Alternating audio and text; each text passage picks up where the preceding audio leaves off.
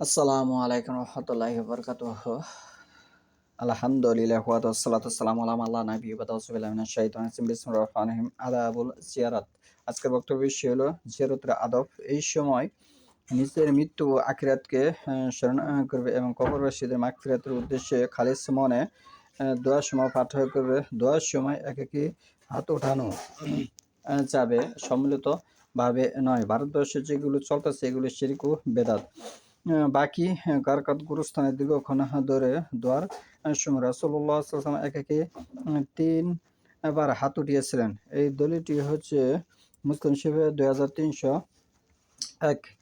এই সময় সেফ দোয়া ব্যতীত সালাত, তালাওয়াত, জিকির, আজকার, দান, সাদাকা কিছুই করা যাবে না। এটি হচ্ছে সহিহ হাদিস থেকে সাব্যস্ত।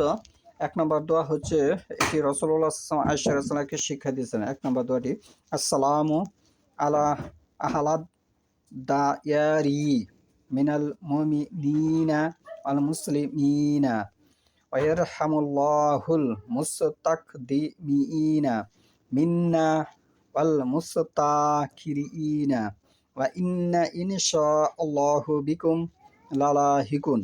এর অর্থ হচ্ছে, মমিন ও মুসলিম কবরবাসীদের উপরে শান্তি বর্ষিত হোক। মমিন ও মুসলিম কবরবাসীদের উপরে শান্তি বর্ষিত হোক। এখানে কিন্তু সারা পৃথিবীর মানুষের উপর শান্তি বর্ষিত হোক সেটা কিন্তু বোঝাচ্ছে না, শুধু মুমিন ও মুসলমানের কথা বোঝাচ্ছে। কিন্তু আমাদের ভারতবর্ষে মাযহাবী ভাইয়েরা দোয়া করতে এসে বলে যে সকল মানুষের উপরে শান্তি বর্ষিত হোক। এখানে কিন্তু এই খ্রিস্টান, ইহুদি সকল মানে কি, সকলকে বোঝানো হয়েছে। গেল একটি বিষয়। আরেকটি বিষয় হচ্ছে, আমাদের অগ্রবর্তী ও পরবর্তীদের উপরে আল্লাহ রহম করুন। ইরহামুকাল্লাহুল, আমাদের অগ্রবর্তী এবং পরবর্তীদের উপর রহম করুন। আল্লাহ চাহে তো আমরা অবশ্যই আপনাদের সাথে মিলিত হতে যাচ্ছি। তাহলে এখানে অর্থের দিক দিয়ে যে একটি গুরুত্বপূর্ণ বিষয়, আমাদের অগ্রবর্তী পরবর্তীতে আল্লাহ রহম করুন। আমাদের পূর্বে যারা মুসলিম মমিন মারা গেছে তাদের কথা বোঝানো হচ্ছে। আমাদের পরে যারা মুসলিম মমিন হবে তাদের কথা এই দোয়ায় উল্লেখ করা হয়েছে। এবং সর্বশেষ যে কথাটি এসেছে যে আল্লাহ চাহে তো আমরা অবশ্যই আপনাদের সাথে মিলিত হতে যাচ্ছি। এই দলিলটি হচ্ছে মুসলিম 2256, ১ নম্বর দোয়া। পৃথিবীতে এই দোয়া ছাড়া অন্য কোনো দোয়া যদি অন্যভাবে কেউ পড়ে থাকে তাহলে সেটি বেদাত বা শিরক হিসেবে গণ্য হবে। কারণ ভিন্নভাবে দোয়া পাঠ করা যায় না, যে সেটি সহিহুল বুখারী শরীফ প্রথম খণ্ডে এসেছে। কারণ সেখানে রাতে দোয়া পাঠ করতে শুনছে, রাতে আমরা দোয়া পাঠ করতে শুই, যেমন প্রচলিত দোয়া যে আছে আল্লাহুম্মা বিসমিকা আমুতু আহিয়া, আমরা যে এই দোয়া পাঠ করে শুই, এটি একটি সংক্ষিপ্ত দোয়া। এই দোয়ার মাধ্যমে অনেকগুলো দোয়া এসেছে। এখান থেকে একটি দোয়ার মধ্যে এখানে আল্লাহ রাসূল সাল্লাল্লাহু আলাইহি ওয়াসাল্লাম শিক্ষা দিয়েছিল একভাবে, সে উচ্চারণ করেছিল আরেকভাবে। তাতেই সাহাবীর বুকে কিন্তু রাসূলুল্লাহ সাল্লাল্লাহু আলাইহি ওয়াসাল্লাম ধাক্কা দিয়েছিল, আঘাত করেছিল, যে সেটা সেভাবে নয়, তুমি এভাবে পাঠ করো। তাহলে এখানে দোয়ার মধ্যে পার্থক্য কোনো কিছু করা যাবে না।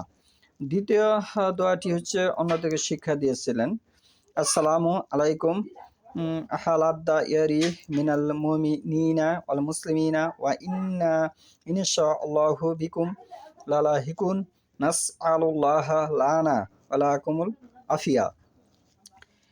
এখানে অর্থ হচ্ছে, মুমিন ও মুসলিম কবরবাসীগণ আপনাদের উপরে শান্তি বর্ষিত হোক। আল্লাহ চাহে তো আমরা অবশ্যই আপনাদের সাথে মিলিত হতে যাচ্ছি। আমাদের ও আপনাদের জন্য আমরা আল্লাহর নিকট মঙ্গল কামনা করছি। এই দলিলটি হচ্ছে মুসলিম শরীফের 2257। এই হচ্ছে 2 নম্বর দোয়া। এইভাবে দোয়া ছাড়া অন্যভাবে দোয়া করা জায়েজ নয়। 3 নম্বরের দোয়া হচ্ছে আসসালামু আলাইকুম দ্বারা কাউ মিম মুমিনিনা ওয়া ইন্না ইনশাআল্লাহু বিকুম লাহিকুন। আল্লাহুম্মা গফির লাহুম। এর অর্থ হচ্ছে মুমিন কবরবাসীদের উপরে শান্তি বর্ষিত হোক। আল্লাহ চাহিত আমরা অবশ্যই আপনাদের সাথে মিলিত হতে যাচ্ছি। হে আল্লাহ তুমি তাদেরকে ক্ষমা করো। এই দলিলটি হচ্ছে মুসলিম শরীফ 298। এখানে যে বিষয়টা স্পষ্টভাবে এসেছে তিরমিজিতে বর্ণিত আসসালামু আলাইকুম ইয়া আহলাল কুবুরে ইয়াকফিরুল্লাহ লাআনা লাকুমুল বলে প্রসিদ্ধ হাদিসটি জয়ীফ। এই হাদিসটি এসেছে তিরমিজি 1053, মেশকাত 1765। এটি কিন্তু জয়ীফ। এটি কিন্তু আমাদের ভারতবর্ষের সবচেয়ে বেশি প্রচলিত, আর সবচেয়ে বেশি প্রচলিত এই দোয়াটি মাযহাফি ভাইদের মাঝে।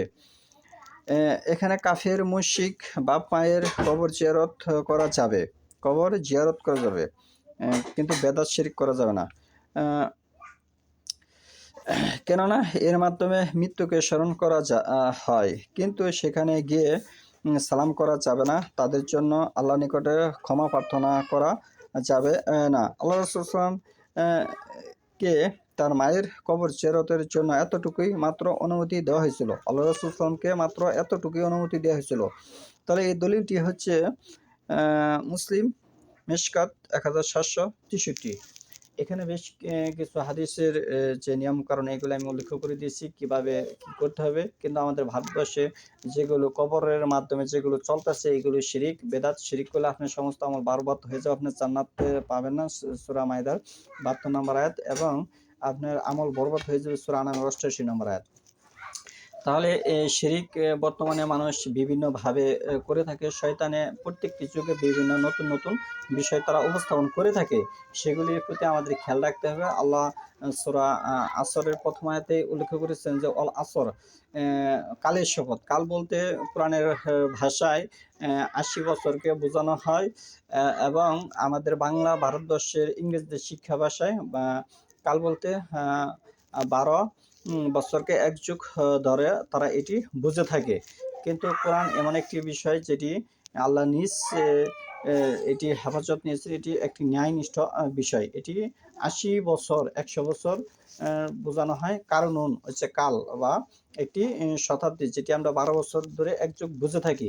এই 100 বছরের ভিতরে শয়তানের নতুন একটি যে বিষয় উপস্থাপন করে থাকবে, আবার 100 বছর পর আরেকটি উপস্থাপন করে থাকবে। যেমন যুগে যুগে বিভিন্ন জিনিস পরিবর্তন হয়ে আসে বা আসছে, এগুলি আপনারা কিন্তু দেখে থাকেন। একসময় ধরেন মানুষ পানি তুলে খেত কুয়া থেকে, প্রথম খেত গাঙ্গে থেকে, পরে খেত কুয়া থেকে, পরে খেত টিউবওয়েলে থেকে। এখন বর্তমানে মানুষ পানি খায় মোটর ব্যবহার করে। তাহলে এখান থেকে বুঝতে হবে যুগে যুগে সব কিছু আপডেট হবে। এই আপডেটের মাঝে শয়তানের একটি চক্র কাজ করবে, যাতে মানুষ বুঝতে না পারে যে শয়তান কীভাবে মানুষকে ধোঁকা দিয়ে জাহান্নামে নিয়ে যাবে।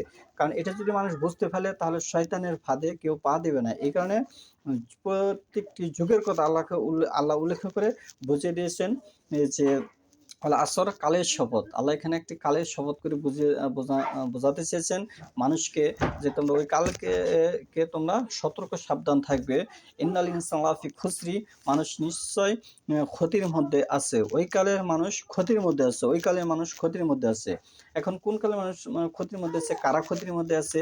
আল্লাহ পরের আয়াতে বলতেছে ইল্লাল্লাযিনা আমানু আমিলুস সলিহাতি, কিন্তু তারা নয় যারা ঈমান আনে, সৎ কাজ করে। ঈমান আনার অর্থ হচ্ছে সৎ কাজ করতে হবে। ঈমান আনা খালি মুখে আমি আল্লাহকে বিশ্বাস করলাম, রাসূলুল্লাহ সাল্লাল্লাহু আলাইহি ওয়াসাল্লামকে বিশ্বাস করলাম, আমল করলাম না, ইসলামী দায়িত্ব পালন করলাম না, আমি ইসলামী আইন কানুন মানলাম না, এর নাম কিন্তু ঈমান নয়। ঈমান হচ্ছে সৎ আমল করা। মোট কথা হচ্ছে আপনার সৎ আমল সমাজে বাস্তবায়ন হতে হবে, এর নামই হচ্ছে ঈমান।